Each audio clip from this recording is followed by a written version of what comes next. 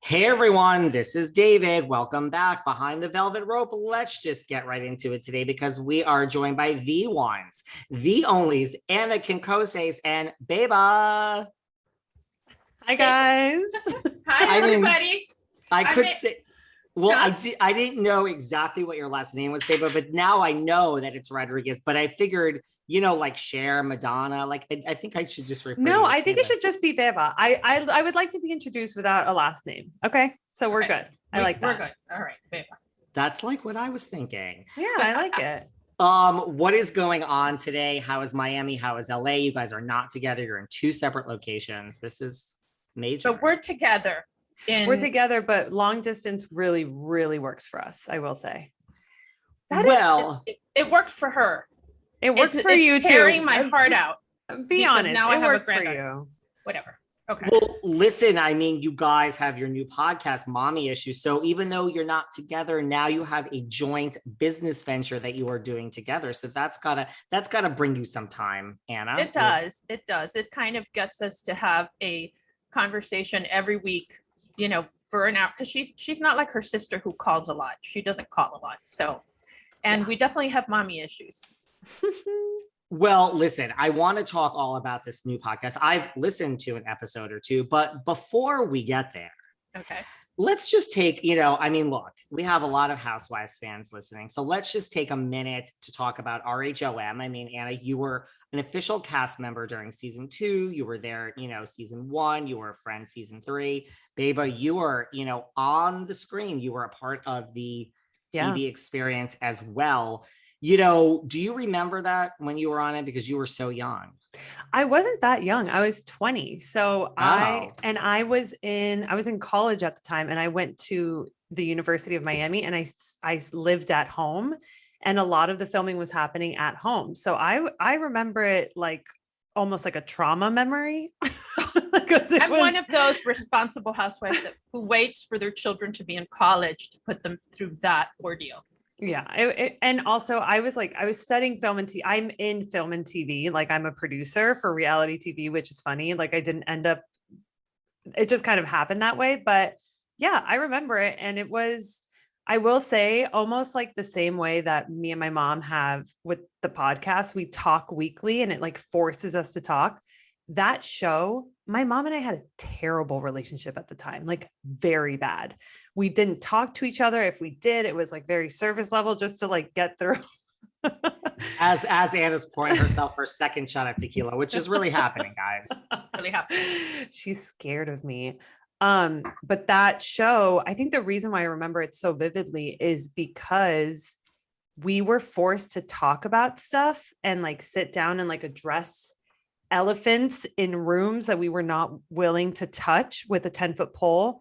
For some reason with a camera on us, we were like, okay, here we go. I guess we're doing this. And it helped our relationship. It helped her relationship. She had a toxic boyfriend who I hated. And at the time she couldn't believe that I was against the relationship because, I was afraid he was going to murder her. But now that she has her own daughter, she totally understands, right? Don't you understand me more now? I mean, she's 3 months old, but yeah, sure. But did that, because it is like a strange, turn of events that you are a producer living in LA in reality TV. Like, do you think that helped you do your job now just because you kind of saw how things were happening? In a way, yeah. I think it like set me up for success and that like I knew what was going on behind the scenes before I was ever behind the scenes. So I got like a taste of it.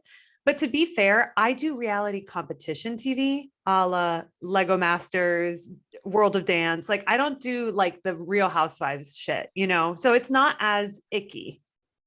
Well, but there's still drama and there's still like there is still drama, but some it's parents not, are crazy. Yes, but it's not like producing people to be like, okay, so your parents are getting a divorce, so sit down and talk to your mom about the fact that she's getting a divorce. It's like, well, that's going to be a tough topic.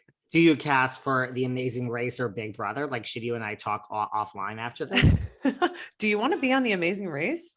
It's so funny. I would like to be on Big Brother. And last week, somebody who I know really well called me and said, hey, do you want to be on Amazing Race? Well, can we make a competition? So you're one step closer to Big Brother. Do not do Amazing Race. That is like, I can't even imagine anything worse than that. Are you like adventurous like that? Believe it or not, I've been to 56 countries before the pandemic. No. I don't go. I know what you're thinking. Like, dear, you go 5-star. No, I did India the real way. I did shark. I've done shark diving off the coast of South Africa. Really? I know. Absolutely not. Have you eaten cockroaches? Yes. Ew. In Cambodia, I ate bugs. Oh my God. And I've been to Antarctica and went through the Drake Passage and thought we were wow, that I want to do Georgia Island and all that. I'm adventurous when I'm not in New York or LA with my martini at my 5-star restaurant.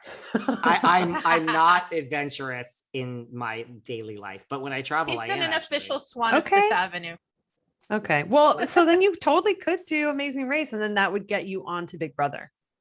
Well, you might have contacts there. I think I know someone who does Big Brother. I'll let you know. Big Brother is just, it's to me the most amazing game. But were you guys, so you were there for season 2 like full time? I mean, this isn't about me, but off air, let's talk all about it. But season 2 you were there, and then season 3, you were kind of there, but you weren't. You were a friend. Like, did either of you, did you care when it was over, Anna? Did you care, Beba? Like, did you want to be on another season, either of you? Not really. I mean, for me personally, I thought it had served its purpose. I could not do more seasons. Like season 3, I remember the day that the producers called me, because I had been cast for season 3 as a full-time housewife.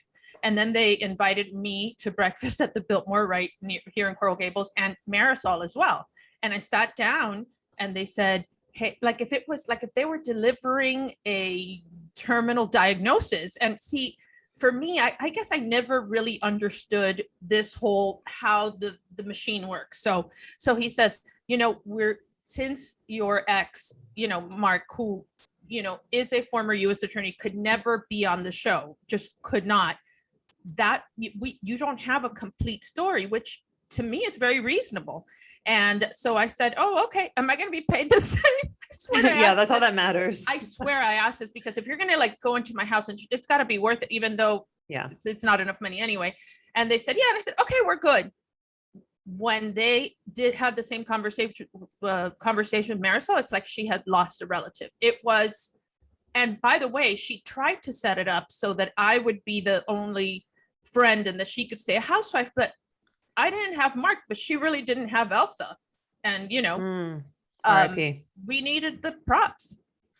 So you were sitting there when they delivered this news to Mayrsol as well? No. They did it separately. But I know that she was, at the time, remember, we were very close. Yeah. And she was devastated. Like, she wanted, I mean, honestly, she wanted that fame. We had to keep her